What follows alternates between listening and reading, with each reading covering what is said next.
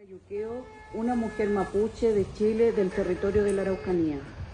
Soy becaria del Fondo Indígena de Naciones Unidas, del Fondo Voluntario. La región de la Araucanía hoy se encuentra militarizada, generando con ello un clima de hostigamiento, inseguridad, inestabilidad, amedrentamiento, tanto en lo espiritual como físico, psicológico, dentro de las comunidades indígenas. El proceso de militarización en Chile ya va a cumplir casi 3 años, con 14 decretos continuos de estado de excepción, desde el año 2020 hasta la actualidad. Recordar que el Estado de Chile tiene sentencia en la Corte Interamericana de Derechos Humanos. Pedirle al ENRIP que inste al Estado de Chile a que reoriente sus objetivos en materia indígena. Más militarización no va a solucionar el problema. Postergar la problemática de las tierras mapuche con militarización no es la mejor alternativa. Que el ENRIP invite al Estado de Chile a trabajar en soluciones reales como el pago de los derechos ausentes, por ejemplo. Gracias.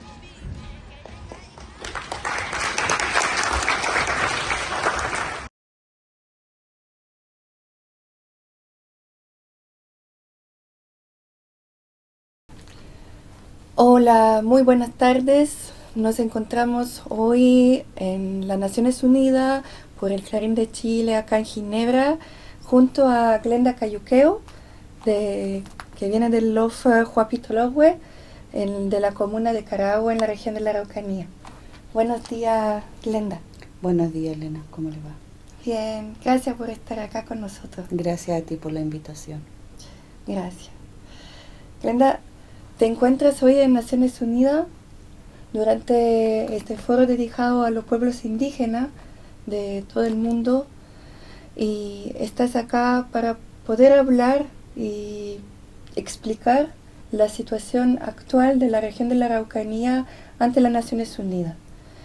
¿Nos puede contar un poco cómo es la situación? Porque desde el cambio de gobierno, con el gobierno Boric, supuestamente deberían haber ido cambios en respecto de la temática indígena, del respecto de los derechos de los mapuche, pero parece que eso no sea el caso. No. Cuando Gabriel Boric estaba de campaña, él viajó a la Araucanía, específicamente en una ruca en Padre Las Casas. Él firmó un convenio donde se comprometía a trabajar el tema indígena mapuche en concreto, el tema de tierras. Después que él asumió su cargo como presidente de Chile, nosotros pensamos que íbamos a comenzar un trabajo conjunto, ¿no? con las comunidades, y no fue así, porque él renovó los decretos de militarización en la Araucanía. Eso generó un clima de descontento, un clima de hostigamiento, porque nosotros confiamos en él. Yo personalmente creí que él iba a cumplir su palabra y no lo hizo. Renovó el decreto de militarización una y otra vez. O sea, no tan solo una. Siguió renovando, entonces actualmente la Araucanía está militarizada. Y no veo ningún plan de trabajo concreto en tema indígena en la militarización. Casi peor la situación al respecto de lo que había con el gobierno Piñera, ahora que también se aprobó la ley Nair Tamal. O sea, con estas nuevas leyes que están creando, poniéndole suma urgencia, lo único que está logrando el gobierno es llenar la cárcel de más hermanos mapuche que están en procesos de reivindicación de sus tierras, porque en el fondo son sus tierras, tienen sus documentos que avalan que ellos son dueños de esos predios. Y lamentablemente no los pueden usar, no los pueden ocupar, porque el gobierno está reprimiendo con más leyes, está intensificando el proceso legal para que nuestros hermanos que están en proceso de reivindicación terminen en las cárceles. Una situación que está silenciada, además. Totalmente. Sí, porque en Chile en este momento la televisión no informa, los medios de comunicación no informan, Entonces, el pueblo mapuche lo único que tiene a la mano son dos medios de comunicación, que es Radio Currú, periódico El Huerquén, que son como en el fondo los asumimos como nuestros medios de comunicación donde enviamos información cuando la situación está grave. Y acá, ante las Naciones Unidas, ¿pudiste explicar esa situación? Bueno, tú sabes que yo soy becaria del Fondo Voluntario para Pueblos Indígenas. Fui becaria por el gobierno vasco también para poder prepararme en temas de derechos humanos, pueblos indígenas. Y eso me trajo acá a Naciones Unidas por el Fondo Voluntario. Tú sabes que el tema de poner fueron solo 2 minutos, entonces uno no puede intensificar mucho, hay que ser muy concreta, muy generalizado, pero sí lo visibilicé. Sí expliqué que actualmente estamos militarizados con 14 decretos continuos, uno tras otro, de militarización, creando un clima de hostigamiento, de amedrentamiento, de inseguridad para nosotros como mapuche, que creo que ya debe parar. Ya es hora de que el gobierno de Chile tiene que hacer algo. Y no es más leyes, no es más militarización, no es más hostigamiento, no es más amedrentamiento, sino que, hombre, sentémonos a la mesa y trabajemos lo que realmente tenemos que trabajar. Hay un convenio, que es el convenio 169 de la OIT, que nunca ha sido respetado por Chile. Chile no lo respeta porque se salta todas las leyes. Yo estaba mirando acá, hay pocas demandas de Chile acá, hay pocas anotaciones para el país. Estaba mirando el EPO, el examen periódico universal, no hay mayores anotaciones con respecto a Chile. Sí, en la Corte Interamericana existen fallos en contra de Chile por el tema de terrorismo específicamente. Antes de venir acá me encuentro con que el gobierno de Chile días antes hace una reunión privada con parlamentarios de la región de la Araucanía, donde él dice que no le incomoda hablar de terrorismo, que nosotros tenemos terrorismo en la Araucanía. El video fue sacado rápidamente de las redes, pero el video está. Okay. En alguna parte debe estar, solo tengo lo que salió en los medios de comunicación en Chile, donde dice que el video de Gabriel Boric, que no le molesta hablar de terrorismo y que nosotros somos terroristas, que somos mosquitos, que los mapuches somos mosquitos. ¿Esa es discriminación? Totalmente discriminación. El convenio no se respeta, a pesar de que Chile lo firmó y lo ratificó. No lo respetan. El Estado de Chile no respeta el convenio 169. El hecho de no respetarlo a nivel legal, ¿puedes influir en algunas consecuencias? A ver, el convenio es solo la base para poder avanzar en temas indígenas. Sí podría influir pero mientras no existan demandas, no existan denuncias hacia el Estado, de la falta de respeto en los derechos humanos, es imposible que se pueda. Los demás estados deberían denunciar lo que está pasando en Chile. Espero un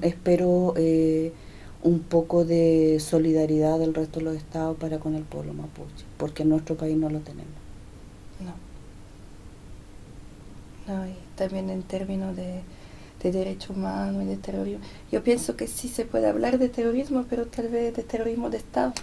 Es lo mismo que yo digo, porque el terrorismo no viene de parte de nuestro pueblo. Nosotros estamos en una lucha de querer recuperar nuestras tierras que son nuestras. Pero de parte del Estado recibimos, como te digo, porque no es ninguna gracia pillarte en una carretera que tú vas para tu casa y que te para la policía militar y con metralletas y tanquetas y tú dices, wow, cualquiera se siente amedrentado, intimidado, inseguro. Tú dices, ¿qué está pasando? No es normal. No es normal. Muchas gracias, Glenda. En todo caso, espero que tu intervención acá pueda por lo menos visibilizar la situación y despertar a los demás países. Espero que sí. Y me preocupa, fíjate, porque este no es un tema tan solo exclusivo de la Araucanía. Estaba escuchando arriba las declaraciones de mis compañeros eh, y veo que de los 45 becarios que andamos acá, del fondo indígena, yo diría que el 90% tiene problemas de militarización en sus tierras, entonces grave. Porque ya no es tan solo los mapuches en Chile, al sur del mundo, sino que estamos hablando de otros países que están en similares situaciones y más bien deberían, yo creo, los estados en sincerarse que nosotros estamos sentados sobre algo muy grande que el gobierno necesita para su desarrollo, pero que a cambio con los militares, en el fondo este es un proceso de despojo de tierra que continúa, sigue. Quieren nuestras tierras, pero conversemos. Claro. No más vidas a cambio que. Y No sobre puede ser. todo un despojo por intereses. Al Claro, final, claro. intereses económicos. Intereses privados. Sí. Sí, son intereses privados que están sobre nuestras tierras. Sí. Yo creo que hay un denominador común entre todos los pueblos indígenas en América Latina y más allá en la totalidad de la tierra, porque analizando la situación, y usted me podrá interrumpir si me equivoco, me he dado cuenta que muy a menudo la situación, la problemática de los pueblos indígenas en la lucha para recuperar o para mantener su tierra está siempre conectada a unos recursos naturales que quiere ser explotado por un país o también por privados, por transnacionales. Y es el caso de Chile, Sí. es el caso también en Bolivia, en Perú, en Sí. Ecuador, en Colombia. También. Sí. Siempre el denominador común creo Son que las sea empresas eso. extractivistas, Sí. en convenio con los gobiernos. Ellos le llaman desarrollos. ¿Desarrollo de qué? Nosotros necesitamos nuestras tierras para sobrevivir. Con Memón le decimos buen vivir para nuestras futuras generaciones. Yo siempre he dicho que el planeta Tierra, la Ñuque Mapu, la Pachamama, nuestros pueblos, como quieran llamarle, es una sola. Yo no sé si ya están viviendo gente en Marte, no lo tengo claro. Pero si no cuidamos lo poco que tenemos, no vamos a llegar a ninguna parte. ¿Y qué le vamos a dejar a nuestros hijos? Es lo que más me preocupa. Ríos contaminados donde no van a poder sacar agua para tomar. Tierras totalmente degradadas, deforestadas, sin agua, sin biodiversidad. Con un clima que cada vez está más agresivo. ¿Qué le vamos a dejar a la especie humana? Es muy delicado porque también todos los diferentes proyectos que se hacen hacia el ambiente al final se transforma en un business más Los fondos económico. verdes. Sí, la Cambio transición climático. ecológica. Sí. Se transforma en ser un business más en contra, como por ejemplo acá en Europa, yo no sé si en América Latina en ese momento está muy desarrollado, pero acá está muy desarrollado todo el business del auto eléctrico. Pero el auto eléctrico no nace desde los árboles, se necesita litio. Litio que está Y ahí volvimos en a Chile. El triángulo, dicen. El triángulo, sí. Yo digo que es un cuadrado, porque fíjate que engloba 4 países: Argentina, Chile, Perú, Bolivia. Claro. Y han pillado ahora litio en otras partes, o sea, hay otros pueblos indígenas que igual están sentados sobre el litio. Pero el otro día me tocó exponer y yo también sobre el tema, y yo dije, hay pueblos indígenas que van a desaparecer por el tema del litio, porque la Unión Europea está solucionando su problema de cambio climático con sus autos de energía renovable, con el litio, pero ellos solucionan su problema aquí mientras nos extinguen a nosotros allá. Me dijeron, Glenda, no uses la palabra que nos están extinguiendo. Yo dije, es que nos están extinguiendo. Yo soy por fea, la usé igual. Es que, como lo dijiste bien, Glenda, la Tierra es una. Sí. El planeta es uno, vivimos en el mismo planeta, Sí. en el norte y en el sur del mundo. Son dos lados del mismo mundo. Y eso tal vez es lo que nos queda bien claro. Claro, yo veo que no hay mucha claridad al respecto. Porque, por ejemplo, vengo aquí a Ginebra y me veo que tienen un lago maravilloso, totalmente descontaminado, muy limpio, muy perfecto. Sin embargo, en nuestros territorios los lagos sacan el agua para poder lavar el oro, la plata, los minerales, el cobre, el litio. No ir más allá, en Chile la minera de litio, SQM, terminó sacándole todo el agua a las comunidades aledañas, al pueblo Licanantay. Poblados que habían ahí indígenas como Toconao, Socaire, Peine, terminaron desapareciendo. Ahora es un asentamiento minero. Esa gente tuvo que emigrar, entonces es una migración forzada. En todos los pueblos indígenas está pasando lo mismo. Entonces yo creo que hay que hacer una retroalimentación de lo que se ha hecho hasta el día de hoy, y hay que ver que siento yo que las políticas de gobiernos tienen que cambiar. Sí, eso es cierto. Muchas gracias por tu reflexión, Glenda. Gracias a ti por invitarme a tu espacio, poder conversar sobre este tema que es muy importante. Claro, el tema indígena es importante porque está conectado con todo lo que es ambiente y todo lo que es el futuro. Todo está conectado. Claro, para nosotros los pueblos indígenas siempre hablamos de los 4 elementos de tierra, aire, fuego, agua. Nosotros hablamos del Meli Huitramapu en nuestro territorio. Nuestras ceremonias son con cierto orden espiritual. Nosotros vivimos en unos espacios que tratamos de proteger, de cuidar, sobre todo los espacios sagrados. Pero nos cuesta mucho, no porque seamos nosotros los culpables de intervenir esos lugares que son sagrados, sino porque finalmente nos vemos envueltos, rodeados de forestales, nos vemos que nos secaron el agua, las políticas públicas de Chile no son amigables para nada con eso. Entonces, después dicen, no, los mapuches son tan revoltosos, son jodidos, son siempre problemáticos, pero no es eso. No es eso. O sea, si vamos al fondo del problema, ¿por qué no vamos pensando en ir cambiando las políticas públicas o buscándole solución al tema de las tierras?